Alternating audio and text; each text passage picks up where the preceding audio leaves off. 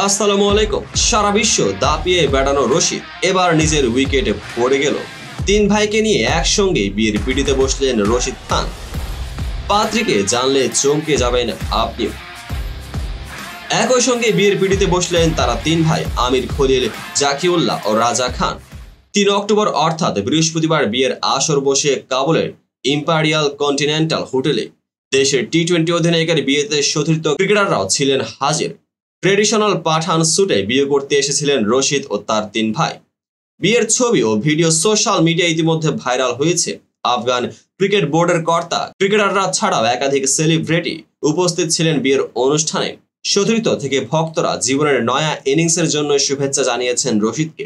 হোটেলের বাইরে অনেকেই বন্দুক হাতে সেলিব্রেশনে মেতেছিলেন, সেই ছবি সোশ্যাল মিডিয়ায় রীতিমতো ভাইরাল। আর বিলাসবহুল হোটেল থেকেই বিয়ের জাঁকজমক চোখে তাক লেগে দিয়েছিল সবার। গভীর রাত অবধি চলছে বিয়ের অনুষ্ঠান, ছিল দেদার খানাপিনার আয়োজনও। প্রসঙ্গত, বিশ্বের অন্যতম সেরা স্পিনার এখন রশিদ খান। আফগান টি-20 দলের অধিনায়ক, আইপিএল এ গুজরাট টাইটান্সের নিয়মিত সদস্য তিনি।